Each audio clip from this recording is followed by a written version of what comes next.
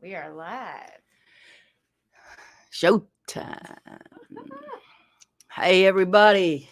Sunday, June 14th. We're coming to you live from Nashville, Tennessee. I got Jamie Harris here to my left, hiding off screen, working the technology. In the green room, we have Michele Gauthier, who is in Italy right now, a longtime violin player and part of my music for decades. Michele has got on a train with his son and gone to France. I think he's in Nice. So we'll see how he's doing in a few minutes. And Verlon Thompson's on standby here in Nashville.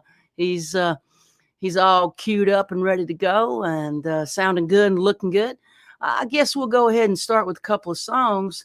And people have been asking for stuff, so we're trying to hit the requests as much as we can because it's been hard to get to all of them as the shows go by. So this one's been asked for a couple of weeks by people. So we're going to start with this old song that was on my Mercy Now record. It's called Your Sister Cried.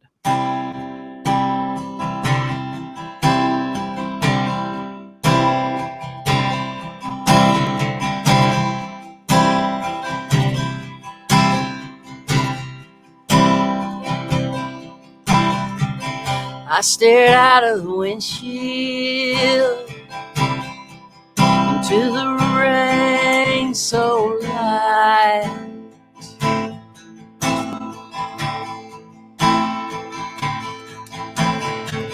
I turned on my dim.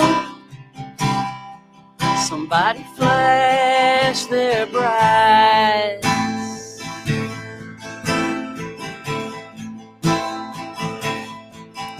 I reached over and turned the radio way down low.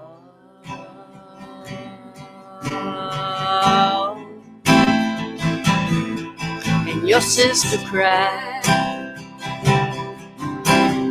all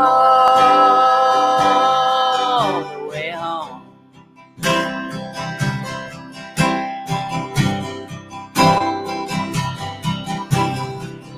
Crashed and the road shone like a mirror.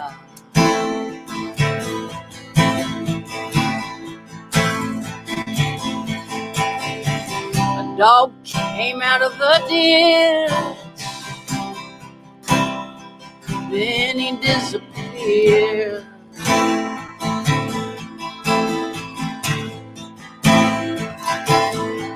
And I remembered a conversation we once had on the phone.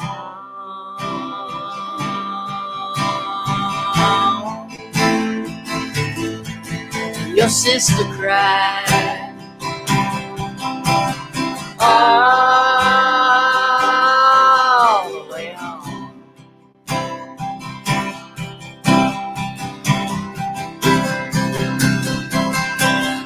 I'll never know how you got into such a mess.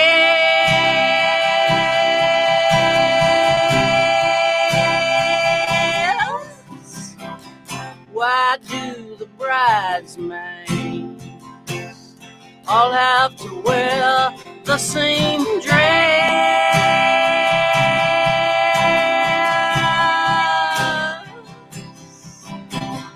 Everybody says you look real good. I think you look stoned.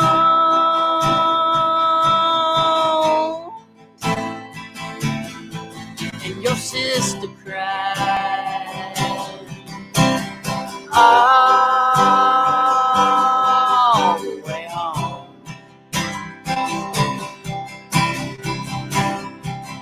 Take it, Jamie.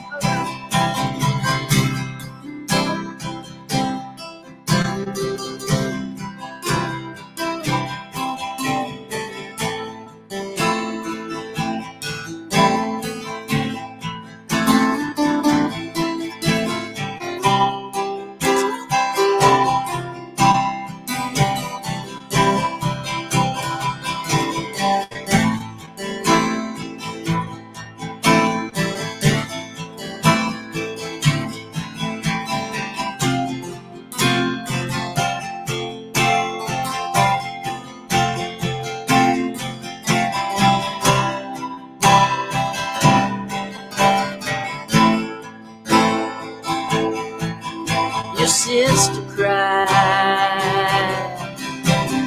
all the way home.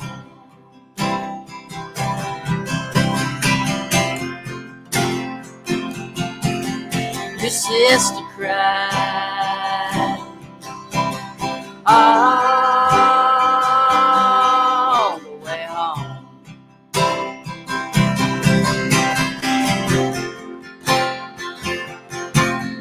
Your sister cried all the way home.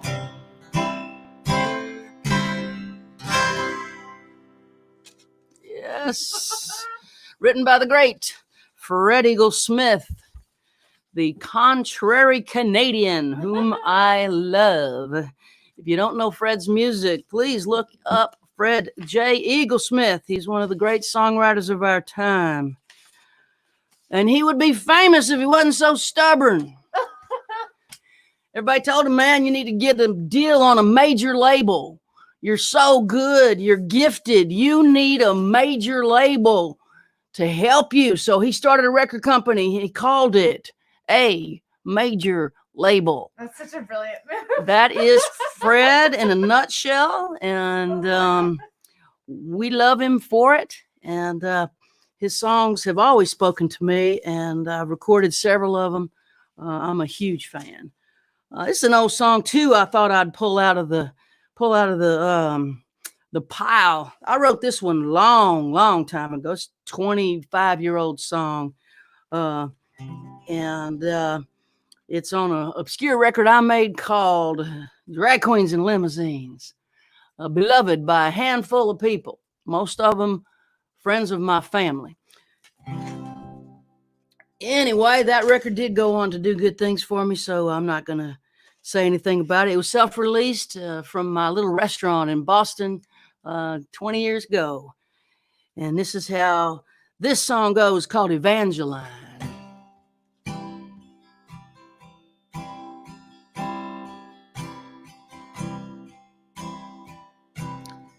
She said, you are not my lover, so don't look at me that way.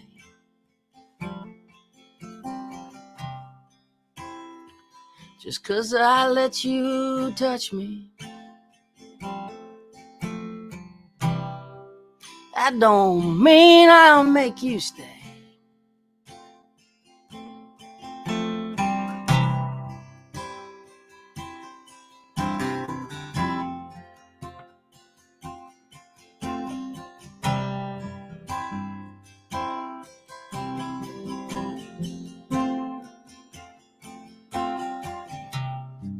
She said, lovers, they try to change me.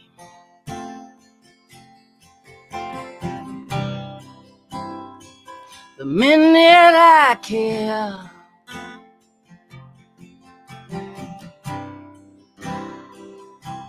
but when I'm dancing,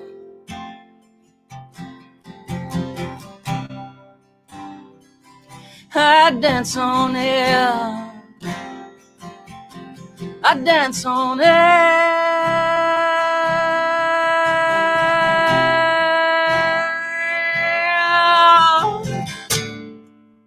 And all the other dancers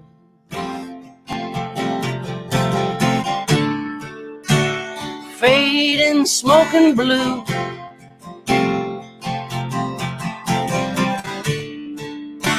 And money comes from heaven. My God's alive.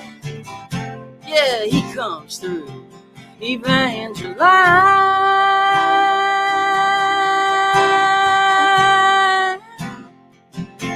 Evangeline.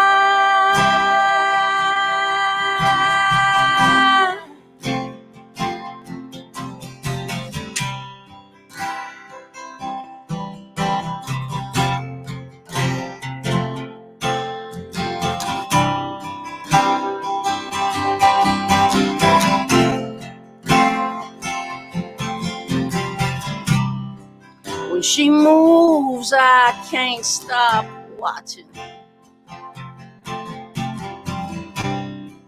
That dirty stage is her home,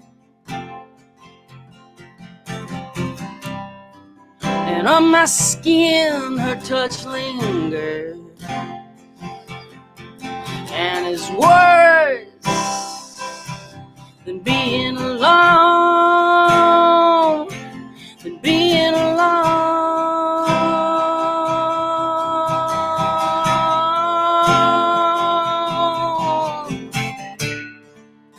And all the other dancers,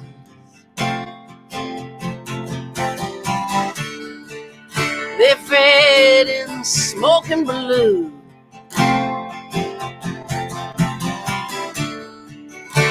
and money buys me time, yeah. Well, the beer lights and the neon nights just make a shadow out of you, Evangeline,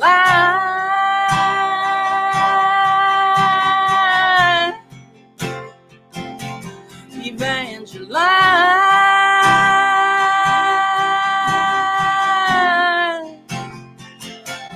Evangeline,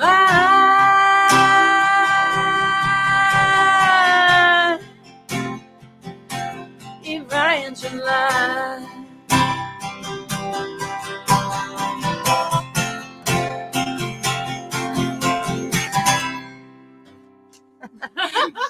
The old abrupt ending. Yeah, my pick fell into the guitar, actually. That's so funny. Earlier, this pick is trapped in here. So you got one trapped in there too? Yeah. Is that why you grabbed my pick? Yeah, it's stuck. Mary and Jamie of the Pick Disaster. Yes. Oh man, that old song, boy. I'm glad that's not my life anymore. Moving right along. We'd love to bring Michele in and see how he's doing. Check in on the maestro. For those of you who haven't met Michele Gauthier has been playing violin and viola with me for many, many years. And we've been in touch with him all through this pandemic. His posts on Facebook have been nothing short of beautiful poetry. And he has been leading the way for us here in many ways, because his area of Italy was hit hardest and hit first. They've been 2 weeks ahead of us in the curve and flattening the curve. And so we've been checking in every week with him. And hi, Maestro, how are you? Hi, Mary. Hi, Jamie. How are you? Hi. So today you're in France, are you? Yes. I'm in France. I am in Nice, not far from Marseille. I just I crossed the border a couple hours ago, because one of the few good things in this pandemic is that I can spend more time with my son, and so we are now traveling together between Italy and France, and we are enjoying this time together. I just came in France, and here I just saw few streets coming to the hotel, but I had the feeling that here the situation is less dramatic than in Italy, because people are more relaxed, and this maybe it's not so great, because me and my son came in a really we are worried. We have masks, we have all our stuff as usual, but people seemed more easygoing here in France with the virus. That's not such a great thing, I think. What do you think, Mary? I think relaxing right now might be premature. Yes. So you took the train. Were there people on the train? How many people was it? Was it uncrowded or? Really a few people on the train, and something like 4 or 6 people in every car, and so at least the train wasn't crowded, and I felt okay in the train, because everything was clean, sanitized, masks, gloves, and everything. So I felt fine there. It seems like trains are less frightening than planes for some reason. Yes, also maybe they are less frightening right now because we are only few people on this train, so it's really you feel okay there. But we will see in the future because now it's the schools are closed. For example, not all the people are going to their jobs, so trains are not crowded. We will see what will happen in the future, but hopefully it will be maybe the virus will be beaten for when we will start again in a few months with schools and all the other things. What is it like for food? Restaurants are doing cafe seating outside or takeaway. How's it working? Now in Italy and in France and in all Europe, restaurants and cafes are open, but you have to sit at the table, and there are in some restaurants also plastic glasses between people, or you have to be in a proper distance from the other people. So yes, restaurants are open, but they are not crowded. Okay. Yeah, that's interesting. Having restaurants install plexiglass between customers sounds. That's horrible, by the way. It sounds like a science fiction movie. Yeah, that's really a bad science fiction movie. But the culture over there is outdoor cafes this time of year, so that's safer, right? So outdoor cafes with distance. Yes. In Italy and in France, we are all out this time of the year, so they have room for people, tables. So this is fine. This is almost normal. Inside, it's a little weird, like a bad science fiction movie. We call it. Can you imagine, Mary, a French restaurant with plastic glasses between you and the other? So it's really so strange. So strange. Gosh. Well, Maestro, we're so happy to have you with us. We'd love to have you play a song in a little bit. I wanted to just say hi and let everybody know you're with us. We're going to put you back in the green room for a little while and bring Verlon out. We'll bring you back for a song in a little bit, okay? Okay, Mary. Ciao. Thanks for joining us. Thank you for inviting me again. It's my great pleasure. Hey, Verlon Thompson. Hey. Oh, that was so interesting. Yeah, getting the report from his experience over there has been incredible during this pandemic. He's really been on the ahead of the curve, because where he lived in outside of Bergamo is one of the worst hit areas in Europe and in the world for a while, until America took over with the catastrophe that happened in New York and New Jersey. But his reporting and his poetry and writing about it has been so beautiful. I'm happy that he's with his son and able to get out of Italy for a little while, go to France, and I don't know. I mean, outdoor cafe doesn't seem scary to me. What do you think? Honestly, it still spooks me a little. I'm not sure I'm ready to go. I mean, if I'm going to sit outdoors and eat, I'll do it on my own deck or something. Yeah, well, I'm saying that theoretically because we have outdoor cafes in Nashville, and Jamie and I haven't gone to one. So no, I haven't either. We haven't. No, and we've only done takeout twice at Margot's and twice at once at what's the name Moss of Tacos. Moss Tacos. But that's it. Tacos and 2 Margot's, and that's it. We've just been cooking, and that's it. We're playing it safe. We're holding it pretty close here because we really we just don't see the need to take the risk, I think. Yeah. Well, Jamie, you got it made, man.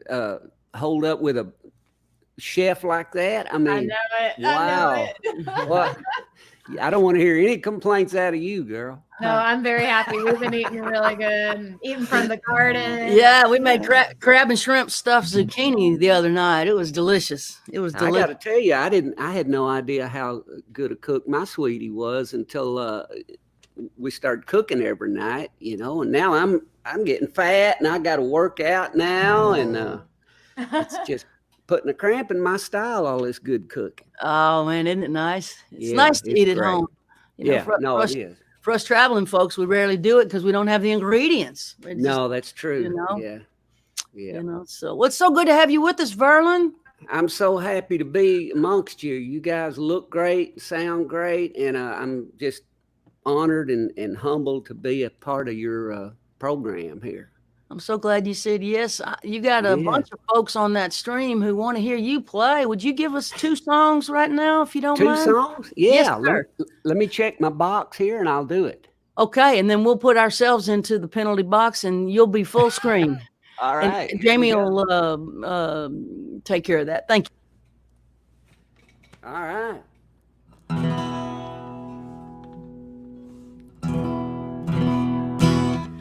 Well, here's the tune. I started thinking about this, and I thought, you know, this sort of, in a way, this sort of speaks to some of the unrest and the uncomfortable stuff that's going on right now. It's always been going on. This is a story of an old banjo picker named Joe Clark. Old Joe Clark. You might remember it. It's an old folk song, you know. I went down to old Joe's house, never been there before. He slept on a feather bed and I slept on the floor. Fare thee well, oh, that's the old folk song version of it. But Darrell Scott, he's an incredibly talented guy. We were talking one day and we wondered, was there really a Joe Clark? And if there was, what was his real story? You know, what kind of guy was he? And so nobody else could tell us, so we just made up our own story, and this is it.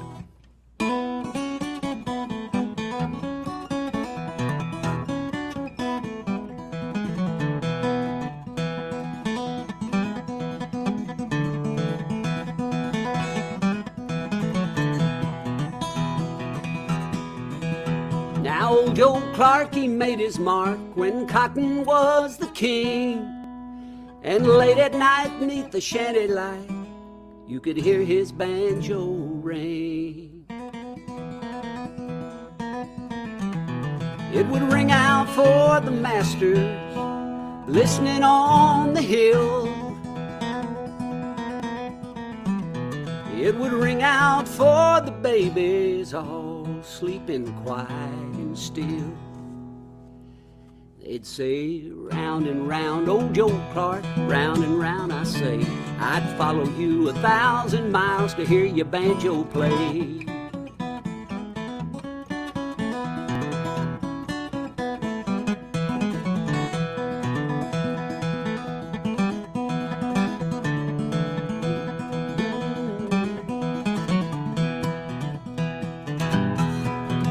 Well, he came out of the belly of a ship of slavery, and he was clinging to a banjo, but it was not on his knee. Then someone said, hey, here's a strong one, I bet you he could entertain. They said, we'll let you keep your banjo, boy, but Clark's gonna be your name. They said, round and round, old Joe Clark, play it when I say, round and round, old Joe Clark, or we'll carry you away. Round and round and round, round and round and round, round and round and round, round and round and round.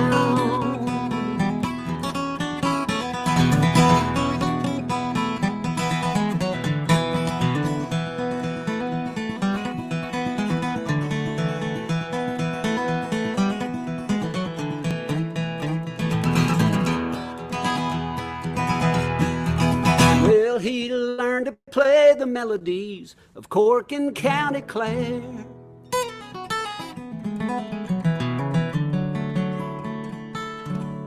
He said he'd even played for Lincoln once outside the courthouse square.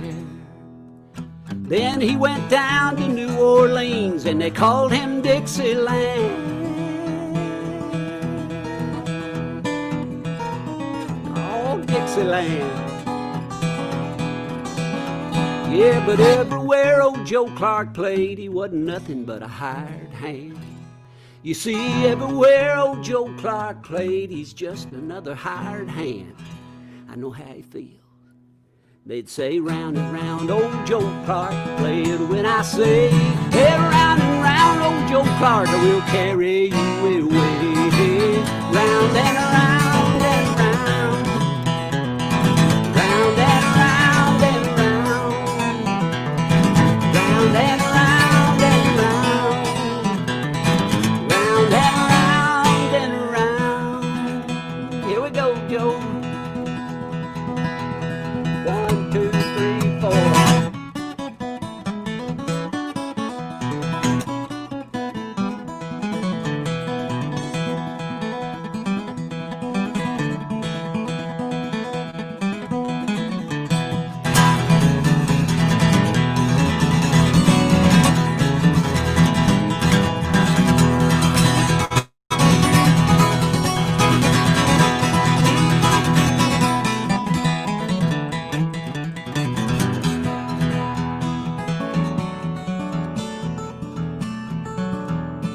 Yes, old Joe Clark, he made his mark when cotton was the king.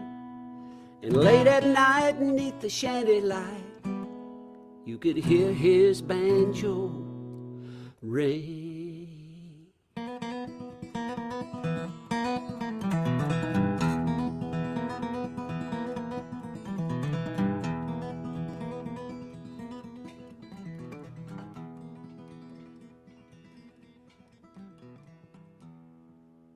You hear that banjo fading off into the distance. That's old Joe Clark. So that's the story of old Joe.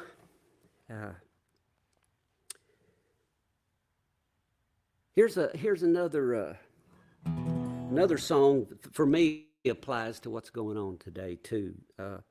I feel like, I'm in that age group where they say this virus goes after old gray-haired men like me, and I'm bound and determined not to let it get me, because I got a lot of things I still want to do, a lot of places I still want to go and play, a lot of folks I still want to meet, and a lot of boats I need to build. It's a song I wrote with Guy Clark. It's called Boats to Build, but it's got a way bigger meaning than that. You'll see.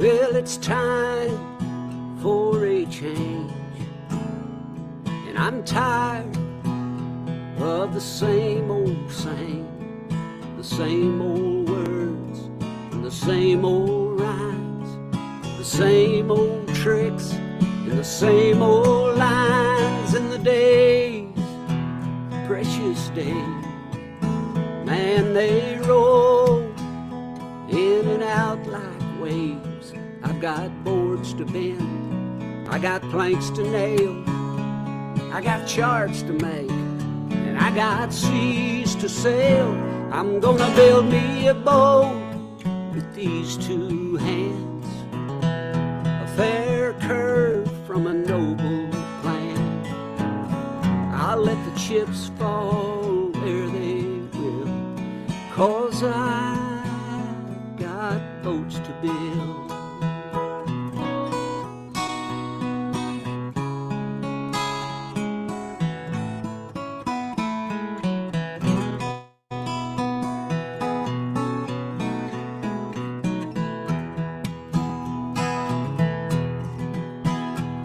See, sails are just like wings.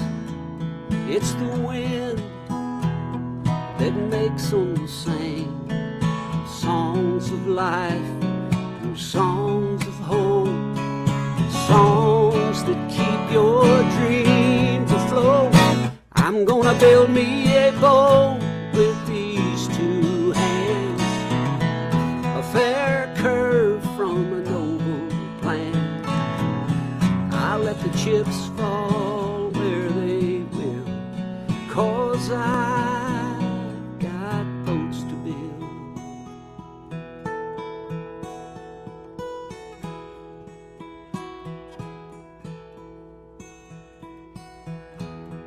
You know, I've had a lot of blessings in my life, especially musically. You know, I wrote this song with Guy Clark, and he recorded it. It was the title of his album, and I said to myself, it don't get no better than that. And then a few months later, Jimmy Buffett and Alan Jackson recorded it, and I said to myself, man, it don't get no better than that.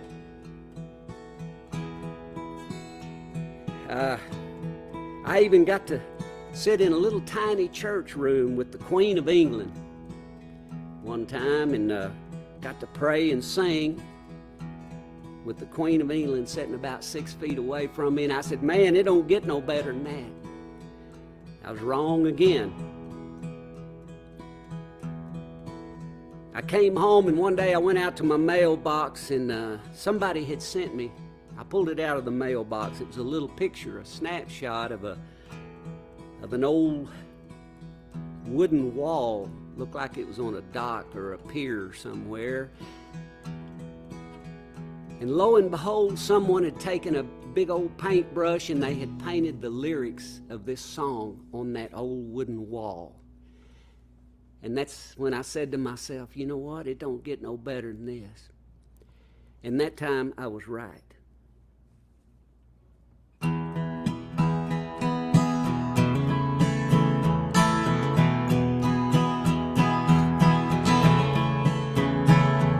Shores, distant shores, you see there, that's what I'm headed for. I'll let the stars guide my way. I'm gonna sail into their light of day. I'm gonna build me a boat with these two hands, a fair curve from a noble plan. Let the chips fall where they will, 'cause I'm gonna build me a boat with these two hands, a fair curve from a noble plan. I let the chips fall where they will, 'cause yes, I still got boats to build.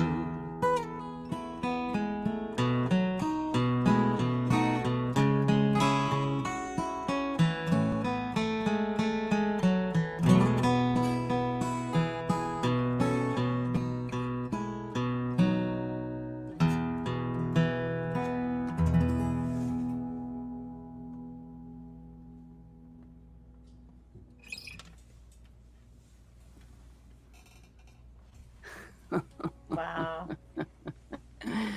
Oh man, that's so great. So great.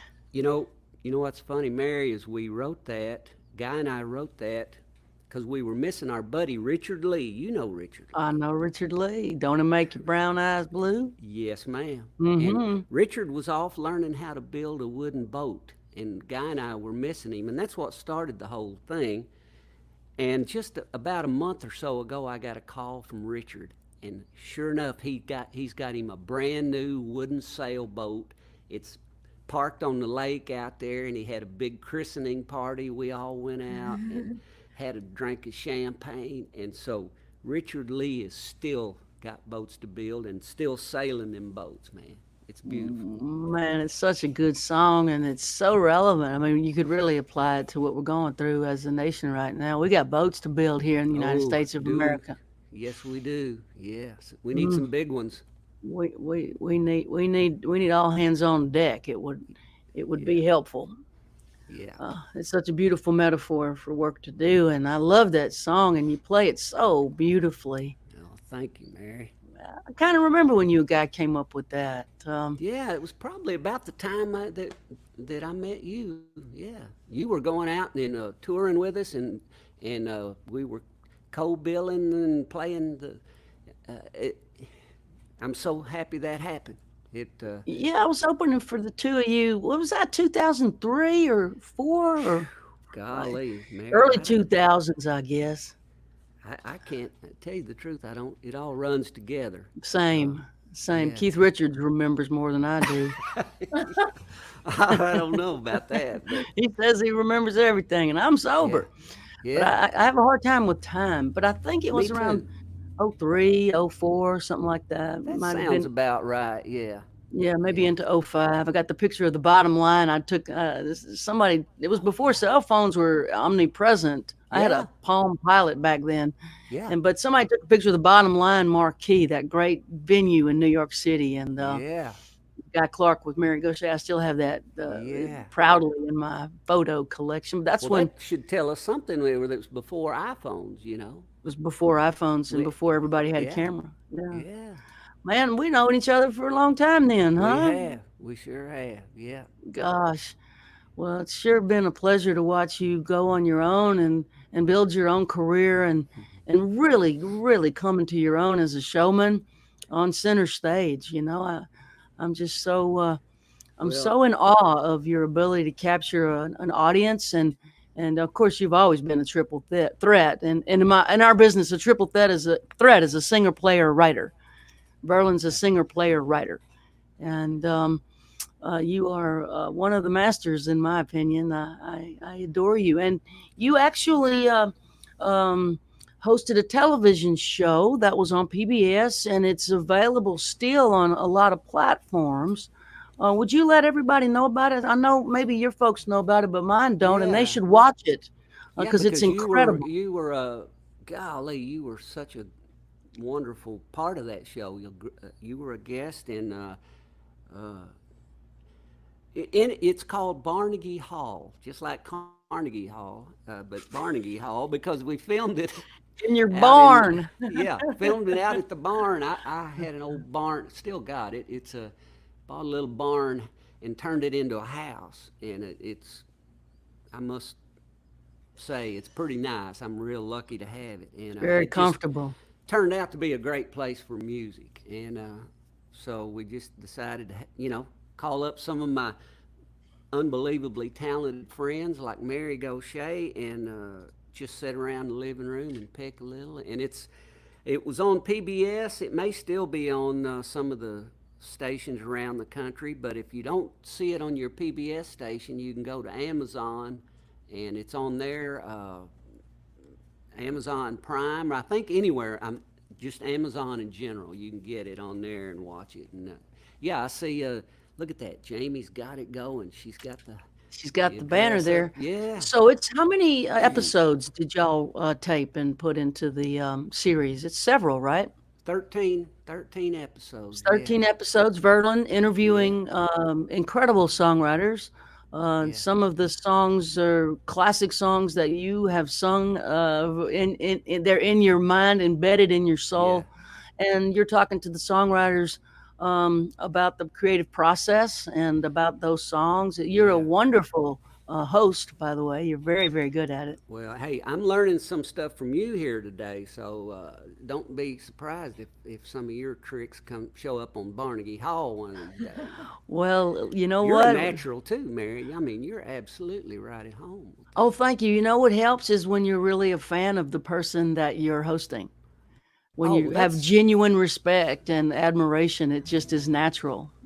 I'm when not we I'm were not sure I'd be great at this if I wasn't in awe of the people that are on. I'm sorry to interrupt you. What were you going to no, say? I was going to say I felt the same way when we started putting together Barnegie Hall. We had an investor type person, and he started telling me that I should have this person and that person and a big star and all this. And Yeah, I said, that's no, what you know what? I want people that I love and admire, genuinely. Yeah. and that I can sit and have a conversation with the way I always do. I don't want to interview your niece who's an aspiring up and coming singer. Yeah, or chase down the next guy. They're signed with a hat and dimples and a nice little butt. That wasn't what the show was about. It really is a beautiful, heartfelt, earnest and sincere series of a songwriter of great stature talking to other songwriters of great stature, and then they threw me in for. Oh, no way. Man, look, you got some really heavy hitters on that show, and it's a beautifully edited, well lit, just a gorgeous series. That's why PBS aired it. I think everybody on this stream should go to Amazon and grab a couple of series. Just get the whole series. I don't think it's expensive. Watch it. It's a labor of love, and you'll learn about the backstory of some of your favorite songs. Yeah, yeah. I forget we had it figured out how many during the 13 seasons. I think we had 7 Grammy winners and like 40 songs of the year and number ones, and just unbelievable. And these were all, and I'm not bragging, I'm just explaining how lucky I am. These were all people I had in my names on my phone, my file. I just dialed 13 of my friends, and those were the people, you being one of those incredibly successful, talented folks. And everybody was so gracious and made it easy for me. I didn't have to do anything but just have fun, pick a little. And I guess that's why we came to Nashville. We didn't know it, but that's to be surrounded by people who are very, very, very good at their calling, and to be lifted up. It's not really a competition. It's more of an inspiration. Yeah. Because everybody has their own voice and they have their own songs that only they can write. And so I'm not competing against anyone else. I'm competing against my own resistance, laziness, and right brain, left brain. I'm so business oriented and trying to organize my emails. I don't spend enough time sitting there with the guitar waiting on the songs or working towards the songs. Yeah, I don't either. But But we went through that period of our lives when we were really. I mean, I used to go into that office every day, and it was a job. I wrote songs every day, and I'm glad I did, because now when I write songs, I don't write every day, but when I do, I use all of that stuff that I learned all those years, 25, 30 years, sitting in a room writing for a big publishing company. I did that for a little while. It was actually a good thing. I've been encouraging Jamie to do it, not in order to get a hit, but to get the chops up, to get the discipline, the discipline of it, and co-writing. Oftentimes, your co-writer may or may not be to your liking in terms of what their muse is guiding them towards. But I've learned something every time I sat and co-wrote with someone. I learned a little something new. Yeah. And always learning is so important. And in being able to articulate myself, to not write the same song over and over again. Obviously, you have to learn. Yeah.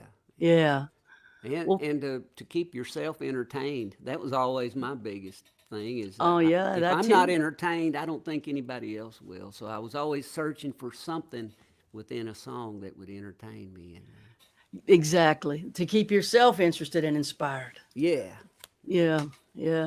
Somebody's asking for a song you wrote about the guitar Guy Clark gave you. Is that something you're willing to play, or would you rather go with what you have in your set list? No, I was just going to sort of be flexible about this. I can. It scrolled by because comments are coming a million miles an hour right now because folks are loving the conversation. They loved your songs. But I saw it on a comment that they said pretty, please. So 2 pretties and 2 pleases. I thought I'd throw it out there. Can't say no to that. Would you throw that out? You want me to do it now, or would that be all right? Yeah. Do it now, dude. And then Jamie and I'll play a couple, and then we'll bring in Kaylee. Okay. Thanks, Verlon. Yeah. Let's see. I think I still got my box checked over there. So I hope so. Yeah, this is actually the guitar that I was talking about in that story. The song is not actually about Guy giving me this guitar, but it's too long and complicated to tell you. But yeah, he had this under his bed, and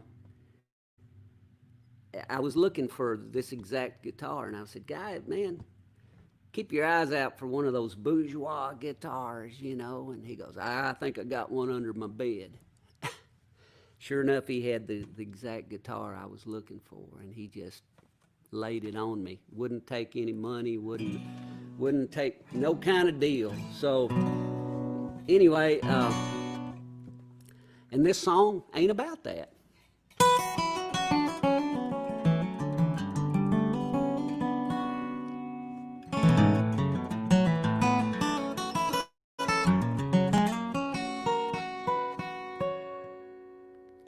Well, I was passing by a pawn shop over in the older part of town when something caught my eye, and I stopped and I turned around and I went inside, and there I spied in the middle of it all this beat up old guitar just hanging on the wall.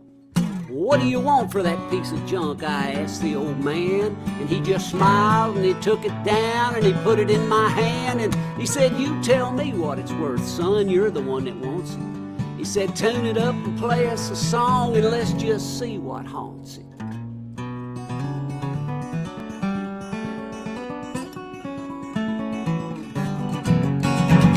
So I hit a couple of chords in my old country way of strumming, and then my fingers turned to lightning, y'all. I never saw it coming.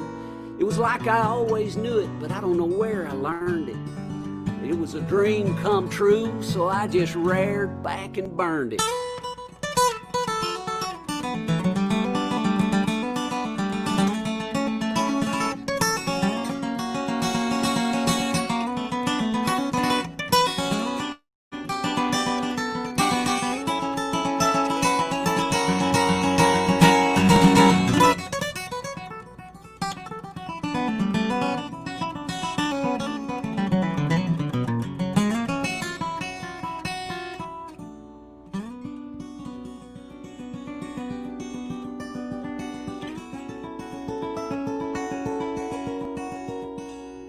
Lost all track of time. There was nothing I couldn't pick. Up and down that neck, man, I never missed a lick. It was like that guitar played itself and there was nothing I could do. It was getting kind of hard to tell just who was playing who. And when I finally finished, I was almost out of breath, and my old hands were shaking. My old shirt was soaking wet, and that old man jumped up and grinned, and he said, where in the hell you been? He said, I've been waiting all these years for you to stumble in. And then he grabs an old beat up case, and he said, go on, son, pack it up. He said, you don't owe me nothing. But when he said good luck, there was something spooky in his voice. And there was a strange look on his face. And when I closed that lid, I saw my name was on that case.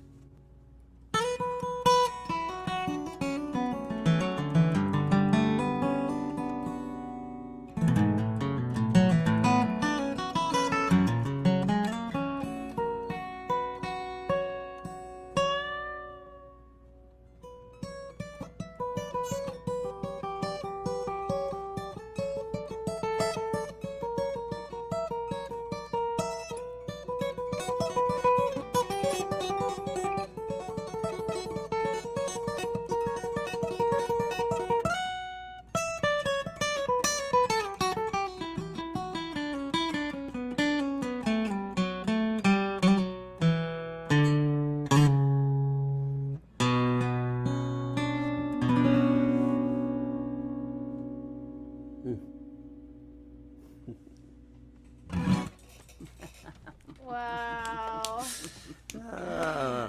Oh man, people in the stream are or doing close-ups on your fingers. It's Oh, unbelievable yeah. how I should've clean your helped. picking is. It's incredible. Thank you, Absolutely Mary. incredible. Thank you, everybody, for asking for that.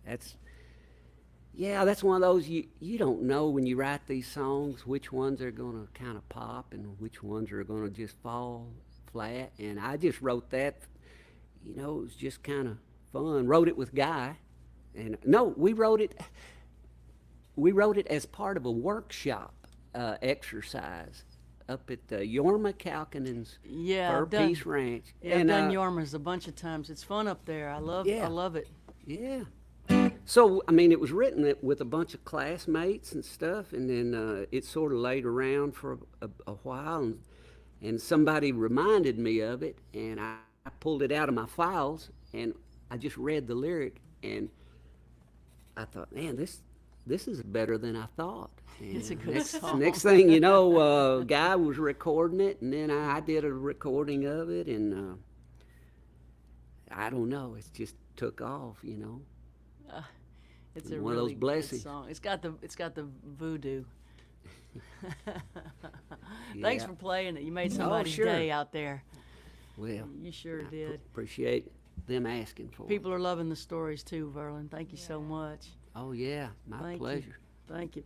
Well, I'm gonna play one or two. Yeah. Bring Michaela back, then we'll bring you back. All right, Verlon? Okay, thank you. Thank you. I'm so happy. Isn't he wonderful? So wonderful. He's so great. I'm so glad that the people that are coming from my Facebook page and my YouTube channel are enjoying Verlon. I think Verlon is a national treasure. He's a incredibly gifted artist, and boy, his songs are good, and his singing is good, and his playing is good. Also, he's a nice person. He was really nice to me when I first met him all those years ago. In over my head, opened all those shows for Guy Clark on the road. I had no idea. That happened for me real fast, and it was a lot. And they were both really kind to me. You don't forget those things. That's right.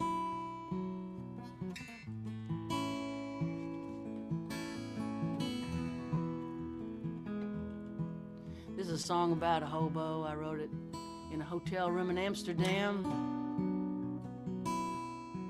Another traveler, fellow traveler. True story here. Old steam train Maury died last night.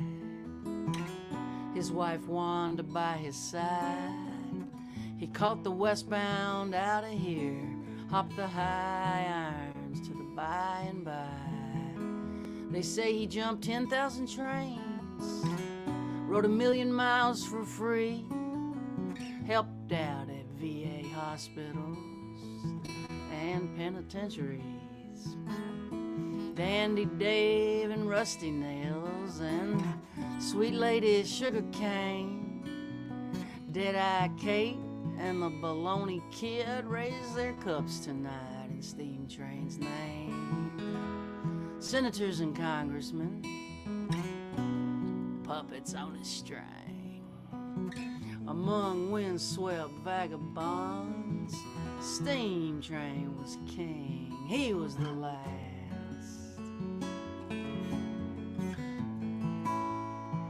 of the hobo kings. The last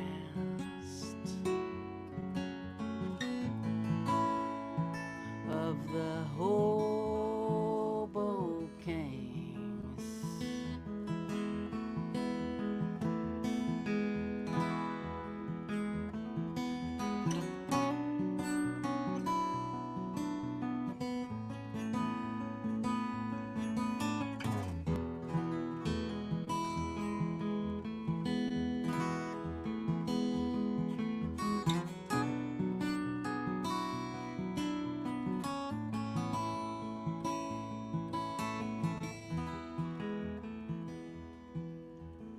Bums, they just drank and wandered around.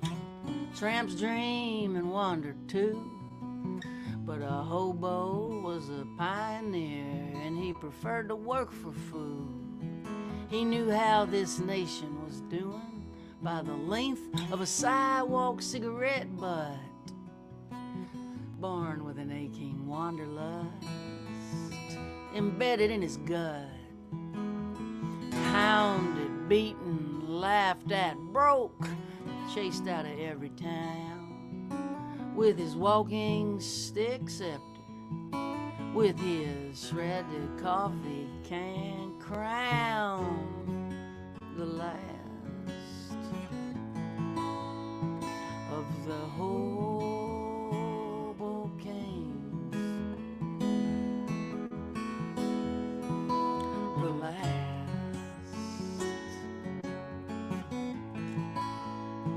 of the hobo kings.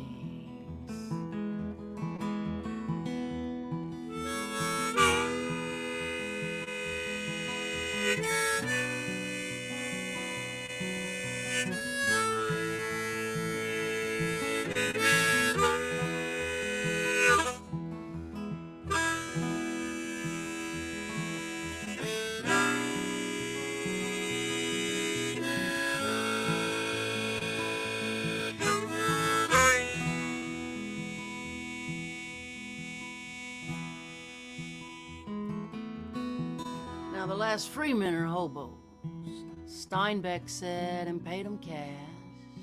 And the stories he bought from them helped him write the Grapes of Wrath.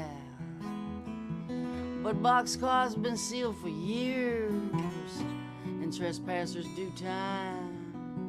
And railroad yards are razor wired now, hoboing's a crime. Here's to you, steam train Maury. Hold that westbound tight as you ride off into history. The last hobo, the last ride, the last of the hobo kings. The last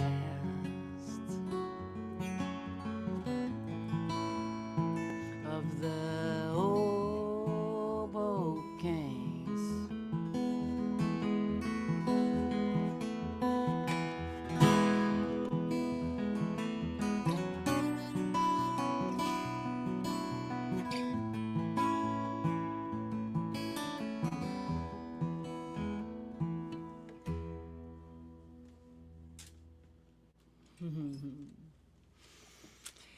Yeah, I love that old song.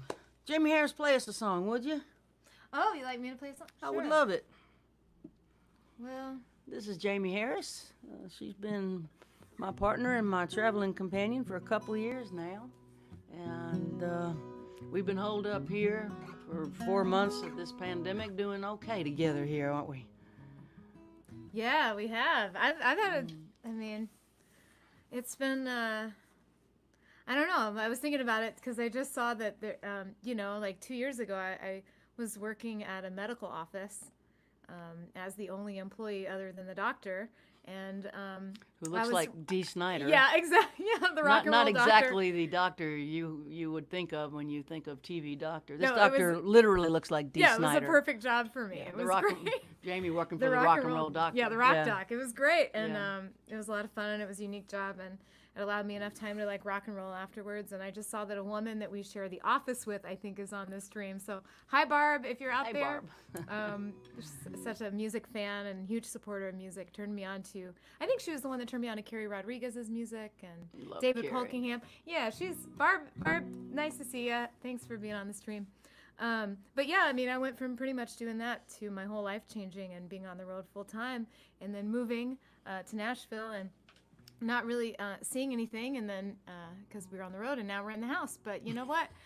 I'm just kind of learning how to roll with it as things change. I'm just rolling along and Being flexible. Jamie's learning Pro Tools. yeah, and it's been fun. she's figured out all this technology to bring people into the streams. We've upgraded our sound. We've been able to get good lighting, and And Jamie's learned all this stuff to make this possible. And thank you. Thank you. Well, I think a lot of musicians are helping each other, so thanks to all the Yeah. musicians that are. Yeah, Jamie's been working on that, and I've been working on my book. So Yeah.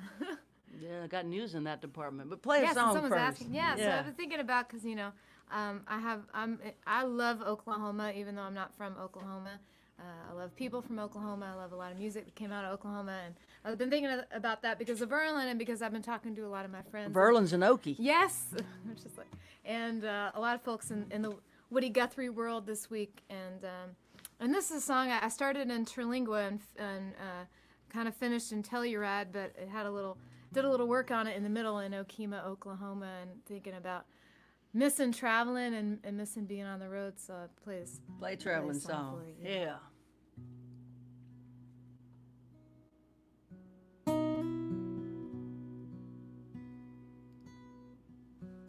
Well, tonight the moon is colored like old smoker's tea. I know it sounds crazy, but it almost seems in reach, kinda like you,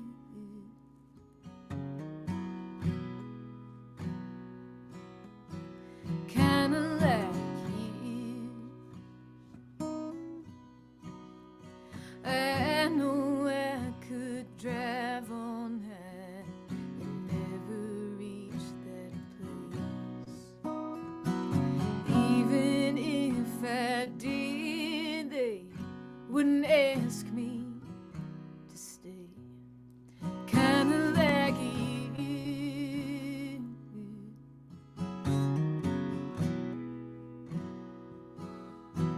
Kinda like you.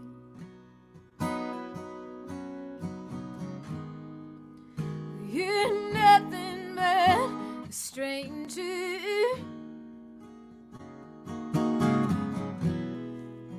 and a promise left unkept.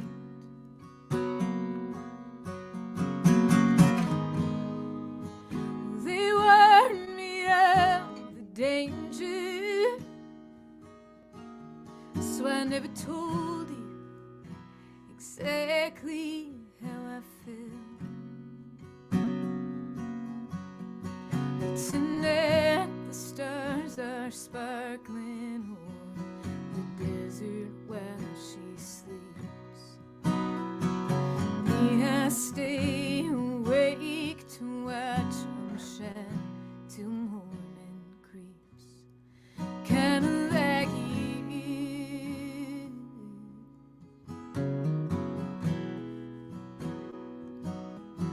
Kinda like you.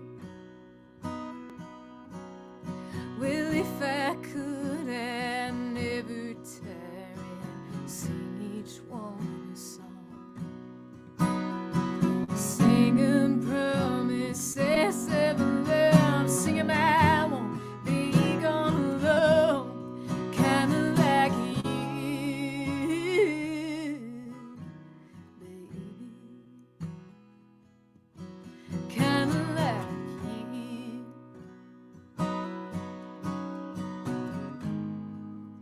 Ain't used to being lonely. I've done fine all on my own.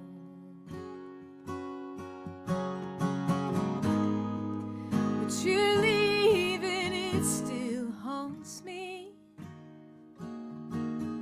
like the ghost of a lover left unknown.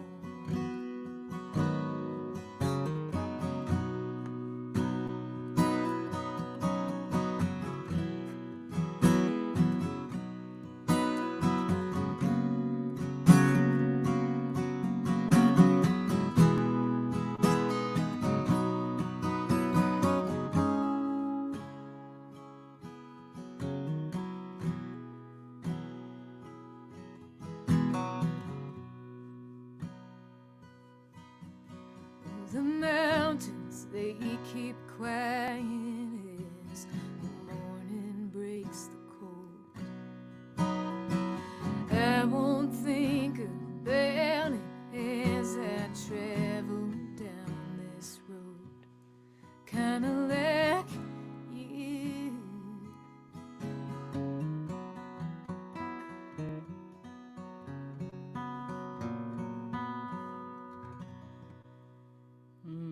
love that song. Thanks, Mary. I can't wait till you record that Thank song. you. I did record it. We'll see if it Oh, you did Yeah, downstairs? yeah, and well with Mark Hallman. Oh, you recorded it Yeah, with Mark. yeah. Jamie's got a little EP in the can that she's gonna put out. Recorded the songs from Red Rescue, which is her first record, and you've added a couple of new tracks, and that's one of them that should be out in a couple of what?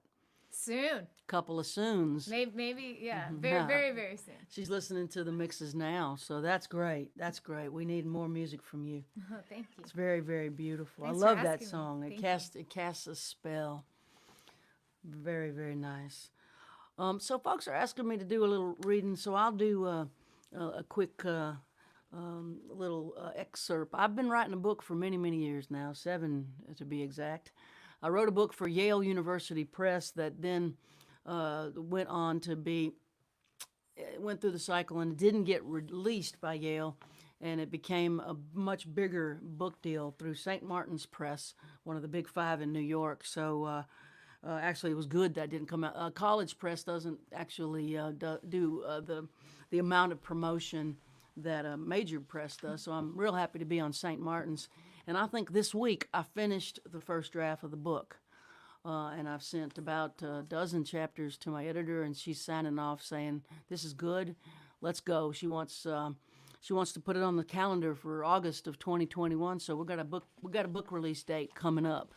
We're gonna go into revision and edits starting on Monday, but it doesn't look like major work has to be done. So I'm excited about that. The time down I've spent putting it together has been good. I think that I don't know how I could have ever gotten this amount of time off the road any other way than being forced home. So anyway, this is what I'm thinking of as a possible epilogue ending of the book. Something like this: I am a troubadour. Troubadouring is an approach. It's not a genre. Troubadours are self-perceived outsiders who write songs about underdogs, unnoticed or marginalized folks, and struggles not often heard in mainstream music. Wandering minstrels, we compose and perform songs to tell truths, not just to entertain. Troubadours aren't the kind of songwriters who write songs as products for hit-driven music marketplaces. We're the other kind. When people ask me what kind of songs I write, I tell them I write real ones. My songs will likely not be hits, but they feed me in ways money can't. My job is more ministry than entertainment. I played dozens of countries and listened to thousands of people's stories, heard late-night confessions and held strangers as they wept in my arms. No matter their nationality, age, race, gender, sexuality, religion, or lack of religion, I have discovered human beings feel the same way everywhere I go. People are lonely and yearning for meaningful connection. People need hope. They need to believe in something. People are hurting. They're traumatized and afraid. People need love. But love is hard, so much harder than we expected. I feel these things too. It's why I became a troubadour. I often cry when I write a song, but I don't write songs to intentionally make other people cry. When people cry because of a song I wrote, it doesn't dishearten me. It's my job to help people feel what's inside them. I see it as a service, a kindness. I think tears, like laughter, are a good thing. Releasing tears makes room for joy. It opens closed doors, triggers backlogged imagination and understanding, and helps create a more loving and compassionate world. When someone waits after a show to be last in an autograph line, they usually have something to tell me, something personal and private. Maybe I wrote a song that brought them solace, gave voice to an emotion they felt but thought no one else understood. Perhaps my song helped release pain or drain shame from a long-held secret. Perhaps it simply let them know they were not alone. They approach relieved, grateful one other person understands. These moments can be emotional, intimate, and sacred. I bear witness, affirm what I'm told, nod my head, and perhaps I'll put a hand on their shoulders. Most of all, I listen. And I understand, I do. Songs both my own and others have carried me when I needed carrying. They are life rafts when the storms of life howl. Songs, my own and others, help me make sense of what happened and how I feel about it. They turn emotional chaos into a story. Stories bring comfort.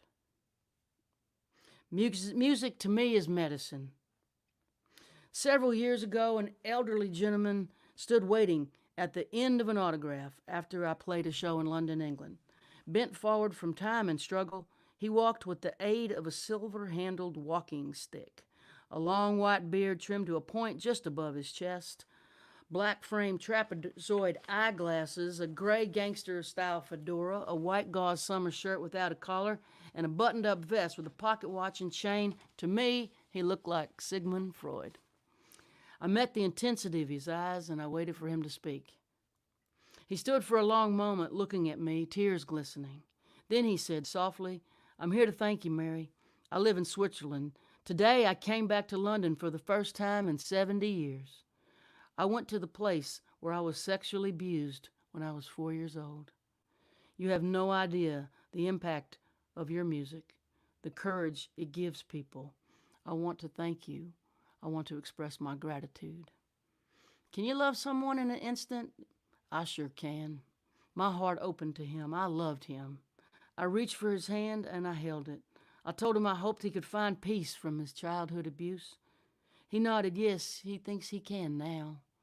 He leaned across the table and kissed my cheeks, one and then the other, smiled a half smile, then slowly walked away. I dedicate this book to him and others like him. May we all find the songs we need when we need them most.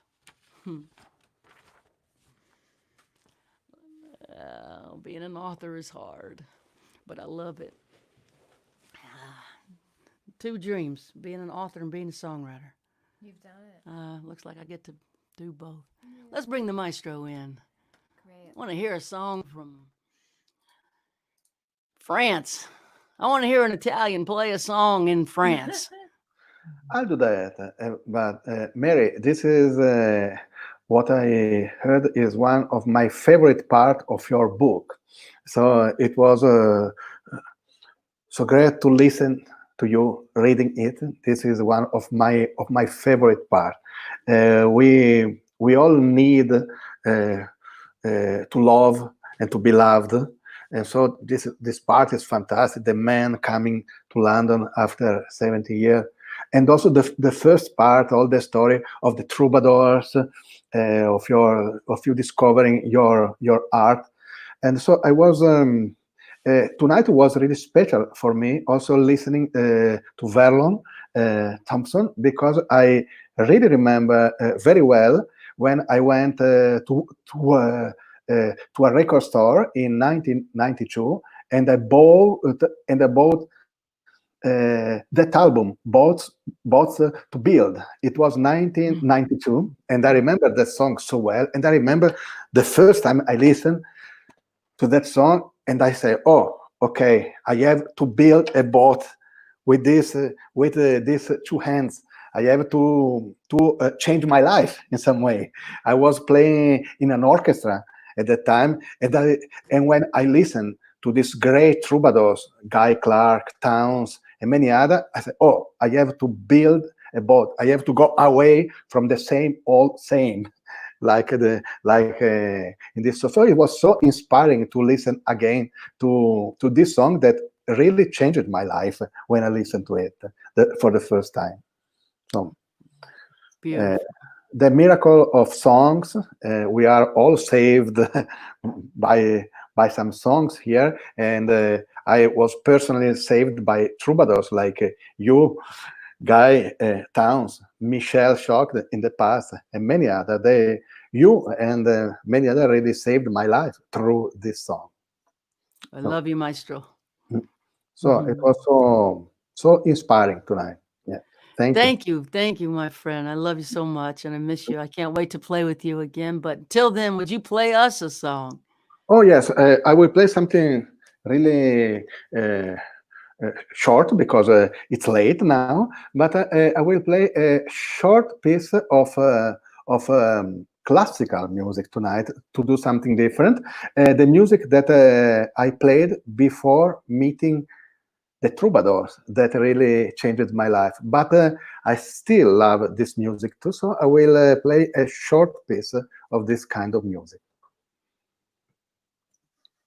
I fix my thing here. Okay. Audio. Okay. Something wrong is happening here. Okay, I'm ready.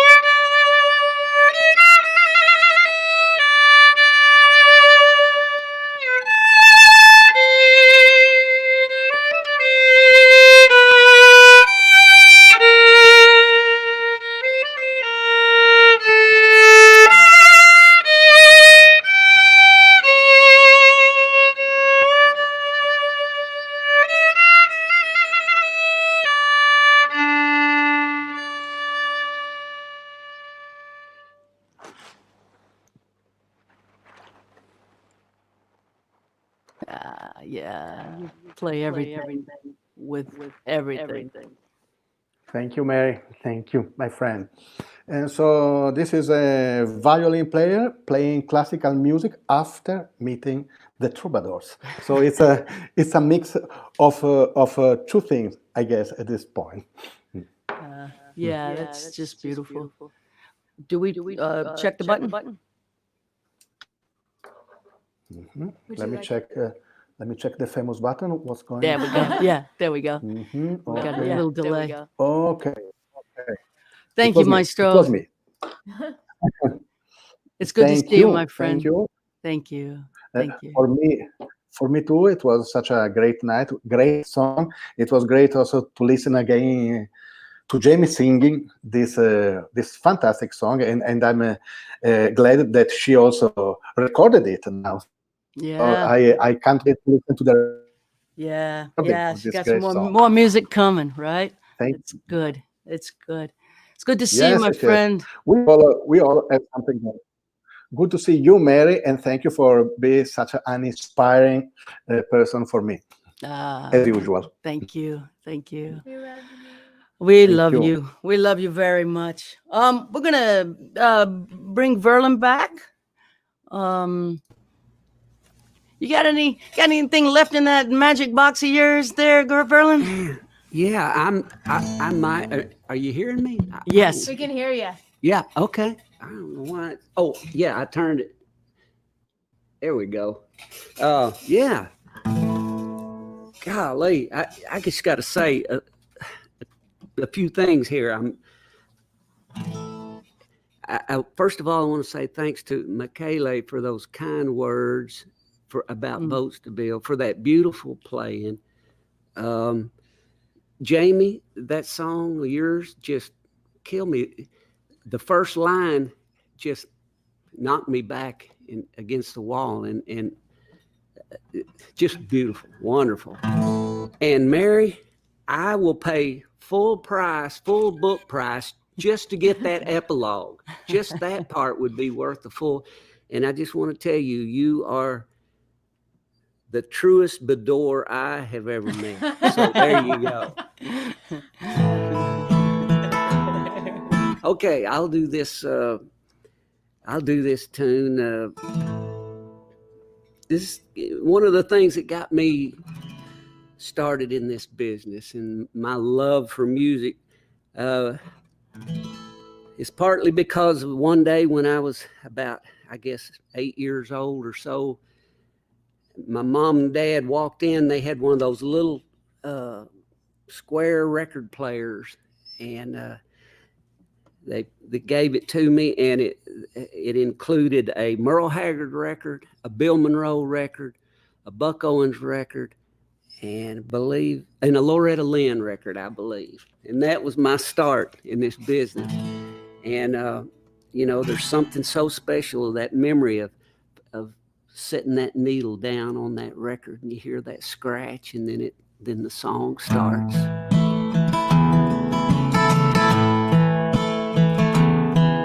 You can call me one of the lucky few. No, that ain't right. Hang on. Yeah, call me. Yeah, that is right. Call me one of the lucky few. I've always done what I wanted to do, and it started back in 1962 when I dropped the needle in the groove. Well, all of a sudden everything was clear.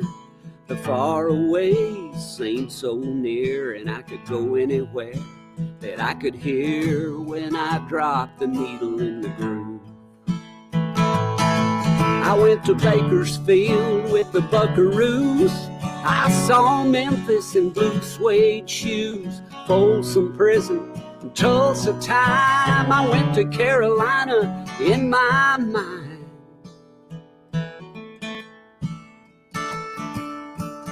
I could walk the streets of Baltimore or waltz across Texas on a wooden floor. I was knocking on heaven's door when I dropped the needle in the groove.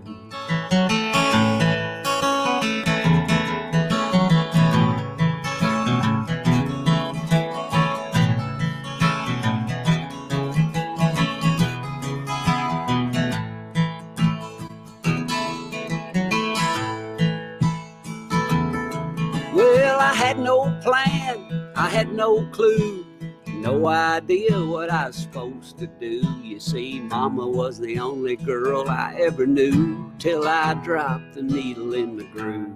And then I heard all them singers from around the world singing all them songs about all these girls, and the mystery for me unfurled when I dropped the needle in the groove. I met Maggie May and Maybelline. Hello, Mary Lou. Goodbye, Norma Jean. Lay down, Sally. Good night, Irene. And who could forget Jolene? Jolene. Jolene.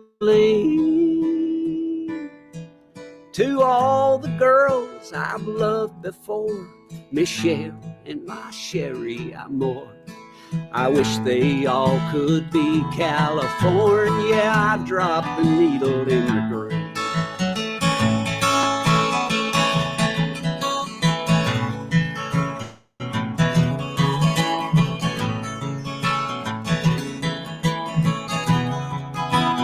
One more time, I said.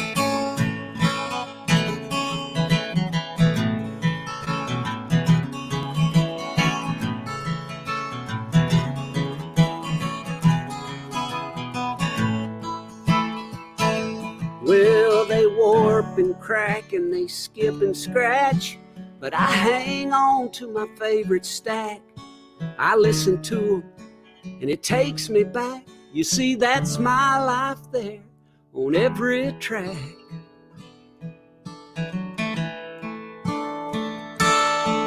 And we've come a long ways from 78s and 45s and 8-track tapes and compact discs, and damn, I miss dropping that needle in the groove.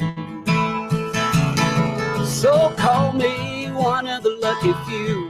I've always done what I wanted to do, and it started back in 1962 when I dropped the needle in the groove. drop the needle in the groove. I drop the needle in the groove. I drop the needle in the groove. I drop the needle in the groove. I drop the needle in the groove. I drop the needle in the groove. There you go. Yeah, man. Thank you, We guys. love that song. Thank you. Oh, it's my pleasure. It's been so much fun. We got to do this man. again. Amen, sister. I'm there anytime. I'd love to figure out a way to do this in some other sort of. We'll figure it up. We'll figure it up. We'll figure it up. Yeah. Figure Thanks it for out joining and- us, Verlon, and y'all throw up Barnegie Hall one more time. There's this Yeah. incredible show that Verlon has hosted called Barnegie Hall. You can get it wherever you get your streaming television. If you want to go to Amazon, it's there. I think it's at other services as well. It was on I think it PBS. is. You Yeah. might be able to get it there. But several series, what did you say, 13, 16 series? 13 episodes, yeah. 13 episodes of Verlon interviewing incredibly powerful and extremely masterful songwriters. And I'm honored to be amongst them. Your mama asked me to play Mercy Now. Oh, So yeah. Darwita wants Mercy Now. Darwita gets Mercy Now. Oh, that's so great. And I think we both want to thank the good folks at Ear Trumpets for providing these mics. Love them. This mic is called what? That one's a Myrtle. This is a Myrtle, but you got yourself a Darwita. Mine is. Oh, Darwita. Look at that, ladies and gentlemen. There it is, right there. Custom mic named after his mother. I get to look and sing right to my mama every night. Yeah. So she's watching. That's great. I'm She's glad on. We said hello. Oh, yeah. good. Okay. Yeah. She loves that Mercy Now, and I love it too, Mary. It's golly, who knew that song was gonna have the impact it had? Like you said, the last person to know is the songwriter. You just Well- write them and send them out there and hope that somebody likes it. You don't know which one's Yeah. gonna stick. You just try Yeah. and try again. But Yeah. I'm happy to play it for her, and we'll figure out a way to do this again, Verlon. I'm there. You just let me know. I love you both. Thank you, Jamie, for all your We help. love you, Verlon. Thank you. Thank you. Thank All you. right. You In a gotta bit. be good. Thank you. We do appreciate the tips that you're sending us. We're going to split it amongst everybody. Thank you, people from the Verlon stream, for sending us tips. Thank you, folks from our stream. We are trying to keep our musicians employed around here, so we're going to split this thing up amongst us. Also, if you don't have anything of mine and you want to get everything, we're doing an internet special right now for the pandemic. All the songs that I put on records here, 10 records, 10 recordings, all 10 CDs in one box, $50. That comes to $5 a record. I think that's a good deal. A nice little box. They fit perfectly. I'll pack them up tonight, ship them in the morning. If you get them straight from my website, it's the only place you can get this, actually. We are on it. Post office friendly, ready to go. We also have these Mercy Now tea towels, which you can't see so good because of the light, maybe further back. The lyrics to the next song are on the tea towel, which is just a towel that you put in the kitchen, but it's got the Mercy Now lyric, and people are enjoying those as well. And also the ever popular Mercy Now t-shirts from small to double X. Simple request. How about a little Mercy Now? I want to thank Jamie Harris for helping me with the technology today. I want to thank Michele for hauling it to his hotel room in Nice to join us from France. I want to thank Verlon for setting himself up over there in the studio and sounding so good and bringing such joy to everyone. I encourage everyone to find Verlon Thompson's music and listen to it. It's uplifting, it's beautiful, it's masterful. And thank Verlon for running this through his stream on Facebook. It's nice to meet Verlon's fans. If y'all haven't met me before, thanks for joining us. We're honored to be a part of your world now. Thank you for for spending Sunday afternoon with us. June 14th show is almost done. This one's for Darwita.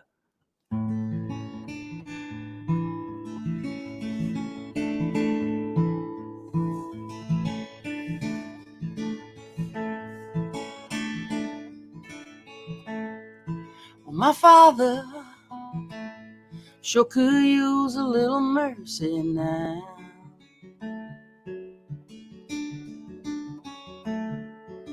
The fruits of his labor falling right slowly on the ground.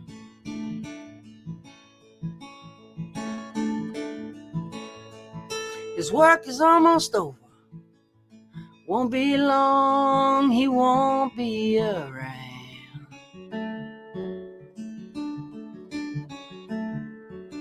I love my father. He could use some mercy now.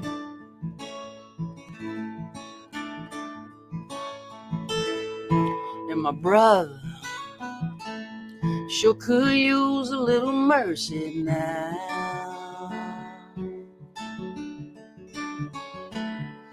He's a stranger to freedom, shackled to his fear and doubt.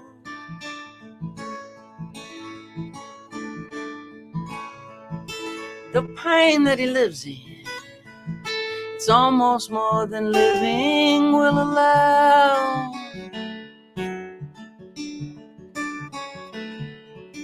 I love my brother. He could use some mercy now.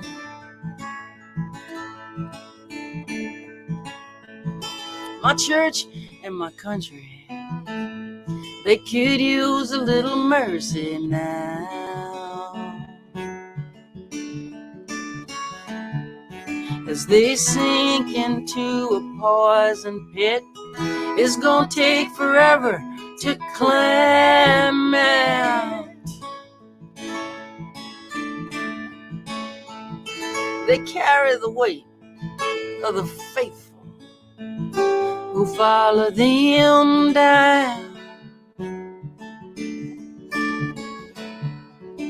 I love my church and country. They could use some mercy now.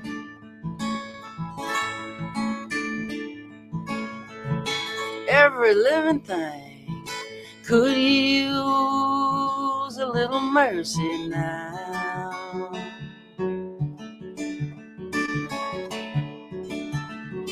Only the hand of grace can end the race towards another mushroom cloud.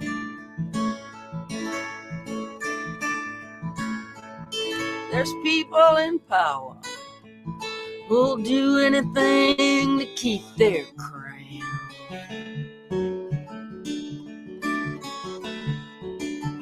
I love life itself could use some mercy now.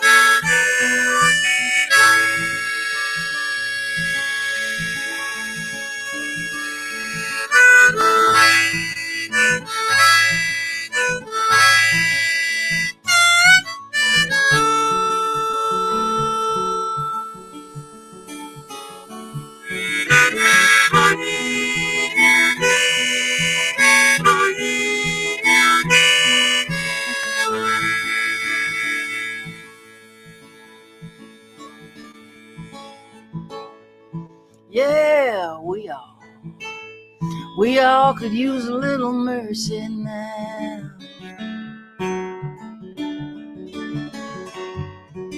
I know we don't deserve it, but we need it anyhow.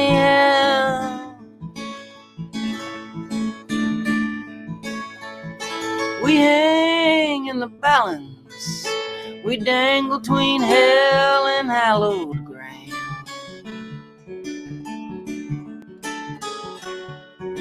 And every single one of us could use some mercy now. Yes, every single one of us could use some mercy now.